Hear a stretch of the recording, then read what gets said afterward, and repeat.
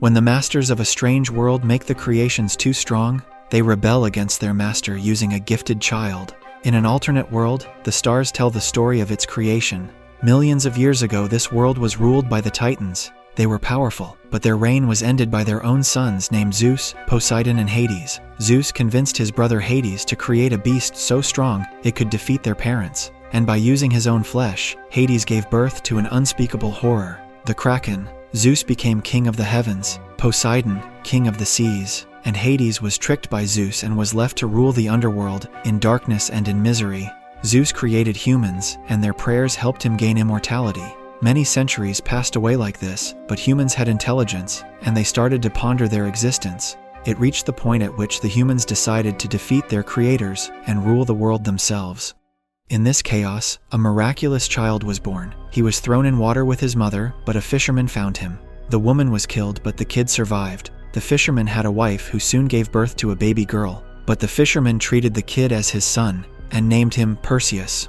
Perseus also loved his adoptive family and wished to live a peaceful life. Several years have passed away, and Perseus has grown up into a young, handsome man. He helps his father in fishing, but for the past few months, they are having hard luck. The fisherman gets frustrated and blames Zeus and Poseidon for being so hard on him. They destroyed his island, created plagues, and now they are not even providing food. What's the purpose of loving them? The fisherman's wife advises him to be grateful as Zeus gave them life, but the fisherman is fed up with this life. He believes that one day, someone is going to stand against the creators, and that day, a huge revolution will take place. While sailing in the ocean, Perseus and his family reach the magnificent statue of Zeus. They get shocked to see that the royal soldiers from the Argos island are breaking the statue. They succeed, and the statue falls in the ocean. They have declared a war against Zeus. Suddenly, a bunch of flying monsters rise from the oceans and kill the soldier. It is Hades. He uses soldiers' flesh to become more powerful and attacks Perseus' ship. Perseus tries to save his family, but fails. He just lays down on a plank and moans the loss. This incident is also discussed in heaven. The Titans ask Zeus to put an end to this war. The humans first invaded the temples, and now they humiliated the sacred statue. Suddenly, Hades reaches there. He has met his brother after a long time, but he kept an eye on the humans. He believes that Zeus has been too soft to them, which made them stronger. Hades prefers to threaten the humans, and in fear, they will become obedient once again. The Titans protest against this idea, but Zeus agrees and permits Hades to handle this matter. Meanwhile, Perseus gets caught by the Argos soldiers, and he is taken to the palace where he meets King Perseus and Queen Cassiopeia. Perseus admires his soldiers for taking down the statue. He doesn't care about the lives that were sacrificed in this attempt because his goal is to starve Zeus for their prayers. A new era will begin, and it will be the era of men. However, the Princess Andromeda feels uneasy. She dares to shout at the king and asks him why he is celebrating when thousands of his people have died. They have provoked Zeus, and now they are assuming that there will be no consequences. It's time to fear the wrath of the Titans. The queen laughs it off and says that Zeus is the one who needs humans. He is defeated, and the humans will be the new ruler of this world. Suddenly, the ground starts to shake, and a dark smoke spreads around. The soldier's flesh gets sucked by Hades as he appears in front of the queen. He mocks his morality and kills her in an instant. Then he gives Argos a final warning. They have 10 days. After that, when the sun will be eclipsed, Hades will unleash the Kraken. The Argos will be swept from the earth, along with all its inhabitants. There's only one way to stop it, and it's the sacrifice of the princess. Hades leaves this decision to the public and disappears. Suddenly, a rumor is spread that Perseus is the son of Zeus, and he is sent to help the humans. Perseus begs Perseus to help them, as he doesn't want to sacrifice his beloved daughter. Perseus explains that he is just an ordinary fisherman whose family was killed by Hades. Andromeda reaches there and tells everyone to not worry so much for her. She is willing to sacrifice her life for the sake of his people, but the king doesn't allow that. Perseus is thrown into the dungeon, and a mysterious lady comes to meet him. She introduces herself as Io and claims to know Perseus's origin. She has been living for several years, but a curse didn't let her age, and she saw all of her loved ones die. Io confirms that Perseus is the son of Zeus. The story of his birth began with the rebellion of King Acrisius. The humans were tired of Zeus's mistreatment, so King Acrisius led an army to Zeus's throne on Olympus mountain. Other titans wanted to punish him, but Zeus wanted to turn the king into an example. He disguised as Acrisius and spent the night at the queen's chamber. She miraculously gave birth to a child instantly, but the king decided to take his revenge. He took his wife and Zeus's child to cast them in the sea, but suddenly, lightning struck him. Acrisius still continued his mission. The queen was killed, but the child survived, and that half-titan child is Perseus. Io has been waiting for Perseus to grow up and defeat the Kraken. He is born to help the humans get rid of the Titans. Perseus doesn't care about this war. All he wants is to avenge his family's death by killing Hades. Io explains that he must kill the Kraken to weaken Hades. Hearing this, Perseus agrees to fight against the Kraken.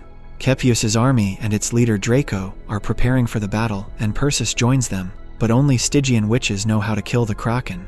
They live in a forbidden place, but Cepheus is willing to make every effort to defeat Zeus. A bunch of hunters willingly join them too, and they all head to a long and painful journey. Meanwhile, Hades is secretly planning his own victory. He wants to avenge Zeus for the betrayal he gave years ago. Now Hades wants to deceive Zeus and rule the world. But first of all, he must kill the son of Zeus. King Acrisius is living in the Underworld, and he urges to complete his revenge. Hades gives him special dark powers and orders him to kill Perseus. On the other side, 4 days pass away, but Cepheus's army is still looking for the Stygian witches. They stop in the middle of a forest to rest, and Draco takes this chance to teach Perseus how to fight. The young man seems to have a natural talent, even though he never stepped in a battle. The next morning, when everyone is asleep, Perseus decides to take a walk around the forest. He suddenly finds a shiny object that turns into a powerful sword that is forged on Olympus. Draco calls it a gift of the Titans and suggests that Perseus keep it, but Perseus wants to defeat the Kraken as a human, without any help from the Titans. As he walks forward, he finds a bunch of white flying horses. They all run away in fear when they see the black horse coming. Io appears out of nowhere and calms the horse. It's called Pegasus. No one has ever ridden one. This horse is a sign that the Titans are watching them. Suddenly, Perseus hears a scream and rushes to help his mates. It's King Acrisius who tears apart one of the soldiers. Perseus attacks him bravely but gets bitten on his arm. The other soldiers join him too, and Acrisius starts running away. The army follows him to know his identity, and they reach the desert. Acrisius gets defeated, but a huge scorpion emerges from the sand. It tries to kill Perseus, but Io reaches there to save him, but another scorpion attacks her. Once the soldiers kill those scorpions, more of them appear out of nowhere. Fortunately, a group of mysterious mummies saved them. They are the Jinn. The desert belongs to them. Cepheus and men follow the Jinn, but Perseus can't walk anymore. The venom from Acrisius's bite is killing him. Io takes him to a shelter and gives him some water.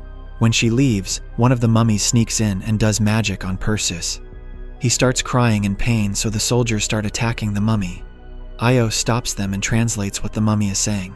The Jinn have waited many years for the one who will free them from the gods. They want to join hands and defeat the Kraken, together with Cepheus. Perseus is cured by their magic, and convinces Draco to accept the deal. They all rest for the night, and the next morning, they prepare to continue their journey. Draco reminds Perseus that a normal human can never defeat the Kraken, so he should accept his identity and take its full advantage. Perseus is still being stubborn, but Draco advises him to use the Olympus sword if the need arrives. After a while, Jin reaches there with the scorpions. He has gained control over them and made them slaves. Everyone rides the scorpions to reach their destination, the Garden of Stygia. This is the place where the Krakens defeated the Titans. Io advises Perseus to only ask the necessary questions from the witches, as they can make unavoidable prophecies. The Stygian witches are creepy creatures with no eyes. All they get is one eyeball which they carry in their hands. They refuse to cooperate and attack the soldiers. Perseus plays cleverly and snatches the eyeball. He threatens to destroy it if the witches don't help them. The plan works, and witches reveal that the Kraken can be defeated with the help of Medusa. Her gaze can turn anyone into stone. She will not willingly help for sure, so they must cut her head to use it against the Kraken. This will not be easy, and moreover, she lives in a palace near the edge of the Underworld. Despite these circumstances, Perseus is willing to continue his mission. Unfortunately, Perseus forgets what Io said and stops when the witches decide to tell him something more. They trick him to make a prophecy according to which Perseus will die in this journey. Perseus gets a little worried and walks out first.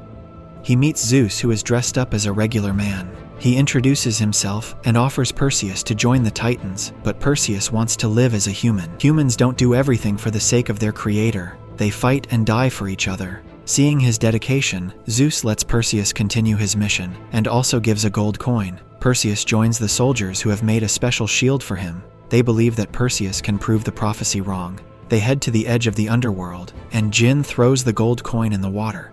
It summons a ship that carries them to Medusa's palace. On the way, Io tells them more about Medusa.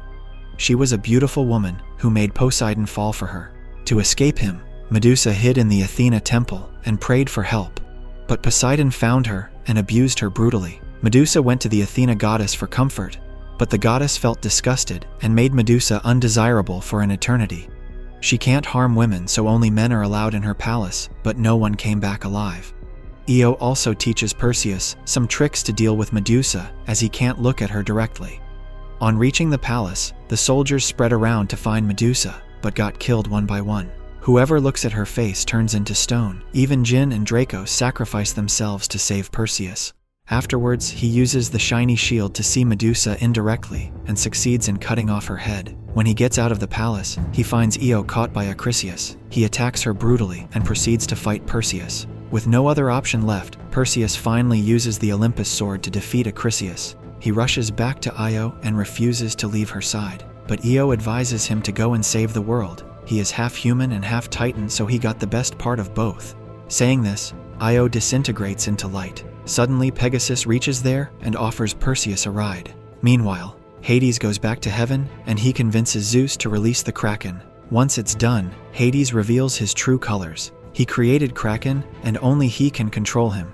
Zeus's reign is over. The Kraken emerges from the ocean and proceeds towards Argos. The public ties up the princess to sacrifice her life, but it's already too late. When everyone has lost hope, the hero emerges. Perseus arrives riding Pegasus. Hades tries to stop him with his flying monsters, but Perseus defeats all of them and faces the Kraken.